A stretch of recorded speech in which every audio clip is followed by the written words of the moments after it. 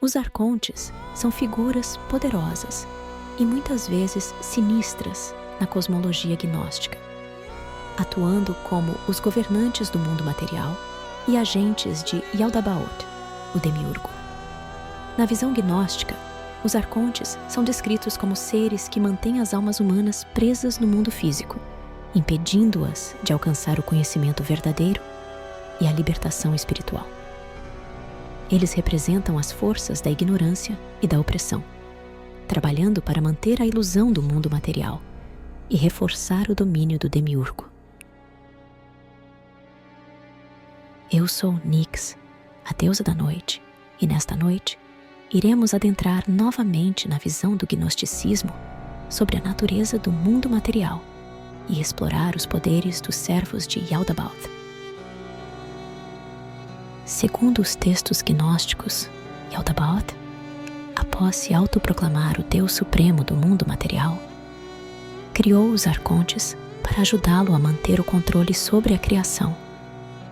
Eles são descritos como emanações do demiurgo, herdando parte de sua ignorância e arrogância. Os arcontes atuam como governantes de diferentes aspectos do cosmos material, cada um tendo domínio sobre elementos específicos, como planetas, estrelas ou sistemas de crenças. Sua principal função é garantir que as almas permaneçam ignorantes de sua verdadeira natureza divina e continuem presas na roda da reencarnação. Os arcontes são responsáveis por manter a ilusão do mundo material, uma realidade que, segundo os gnósticos, é inferior e corrupta em comparação ao pleroma. Eles controlam as mentes e os espíritos humanos, semeando confusão, distração e engano para evitar que as almas descubram sua origem divina. Através de suas ações, os arcontes perpetuam a opressão espiritual, mantendo a humanidade em um estado de cegueira espiritual. Eles são vistos como os arquitetos das leis e estruturas do mundo físico, incluindo sistemas sociais, políticos e religiosos, que reforçam o poder do demiurgo e mantêm as almas distantes do pleroma. Os arcontes são frequentemente descritos com formas grotescas e monstruosas, refletindo sua origem corrupta e sua natureza distorcida. Em alguns textos, eles possuem corpos reptilianos ou formas híbridas que combinam características humanas e animais. Eles são seres de poder, um poder baseado na manipulação e no engano. Sua autoridade sobre o mundo material é derivada de Yaldabaoth, mas sua existência está enraizada na ignorância, pois eles desconhecem a verdadeira fonte do divino no pleroma. Os arcontes operam através da criação de distrações e ilusões, como prazeres mundanos, conflitos e falsas religiões, para manter as almas humanas envolvidas no mundo material.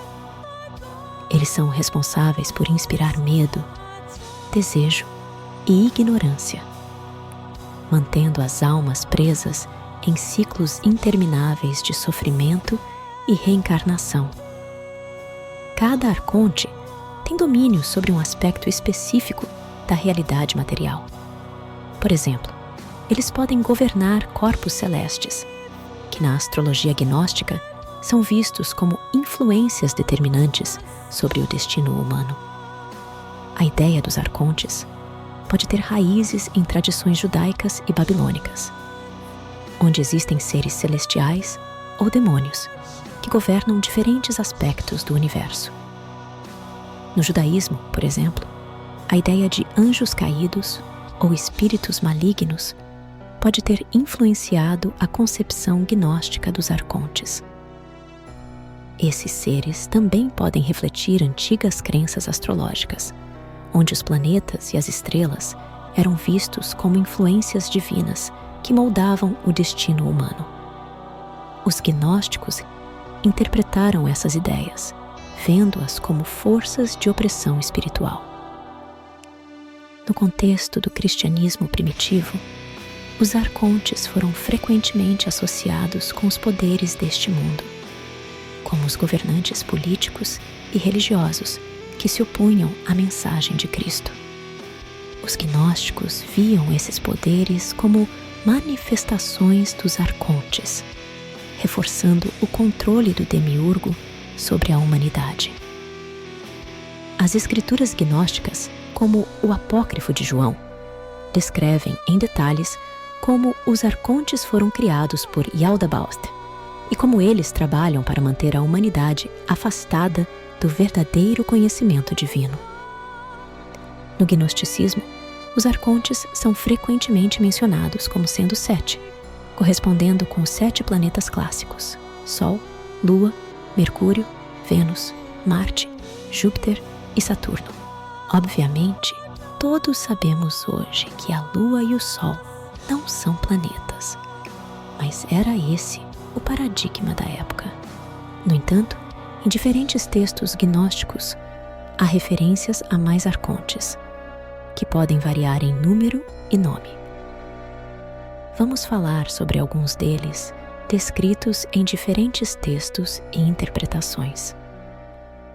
Yaldabaoth é o primeiro e mais poderoso dos arcontes, nascido do desejo de Sofia, a Aeon da sabedoria no Pleroma, em se contactar com Mônada, o princípio único que rege toda a realidade. Ele é frequentemente identificado com o Demiurgo, o criador do mundo material.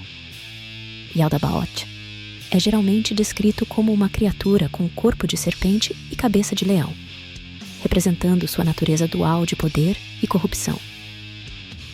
Saklas, cujo nome significa tolo ou cego, é outro nome frequentemente usado para Yaldabaoth, ou um de seus principais servos. Ele é uma figura de destaque em textos como o Evangelho de Judas. Samael é um dos nomes dados a Yaldabaoth em alguns textos, também significando o Deus cego. Ele também pode ser visto como um arconte separado, associado ao mal e à cegueira espiritual. Samael é descrito como uma figura sombria e maligna, muitas vezes associada a poderes destrutivos e enganadores. Ial é um arconte associado à lua e pode ser uma variante do nome divino Yahvé. Ele é frequentemente visto como um dos governantes do mundo material. Sabaoth é um dos arcontes que, em alguns textos gnósticos, se arrepende e se volta contra Yaldabaoth. Ele está associado ao planeta Marte. É descrito como um ser de grande poder militar, muitas vezes associado à guerra e à destruição. Astafaios é outro arconte mencionado em textos gnósticos, associado ao planeta Vênus. Ele representa a luxúria e a tentação. Astafaios é frequentemente representado com formas femininas ou andrógenas, simbolizando a sedução e o desejo. Adonaios é um arconte ligado ao Sol, muitas vezes identificado com o Deus Adonai ou Senhor. Ele é visto como um dos principais agentes do demiurgo. Ele é representado como uma figura radiante, simbolizando a falsa luz ou a glória mundana. Elaios é um arconte associado ao planeta Júpiter, relacionado ao julgamento e à justiça. Ele é uma figura que reforça as leis e ordens do demiurgo. Elaios pode ser representado como um juiz severo, com um semblante rígido e autoritário. Abraxas é uma figura ambígua, às vezes considerado um arconte e outras vezes uma divindade superior que transcende o demiurgo. Ele é associado a vários elementos e planetas. Abraxas é comumente representado com a cabeça de um galo, um corpo humano e pernas que são serpentes. Horaios é um arconte relacionado ao planeta Saturno, que representa o tempo e a limitação. ele é visto como um dos principais governantes do mundo material. Horaios é frequentemente descrito como um ser envelhecido, simbolizando a passagem do tempo e a mortalidade. Ariel é um arconte mencionado em alguns textos gnósticos e cabalísticos. O nome Ariel significa Leão de Deus em hebraico, e ele é frequentemente associado ao elemento terra e à força. Ariel é às vezes descrito como tendo a cabeça de um leão, simbolizando sua natureza feroz e sua conexão com a terra.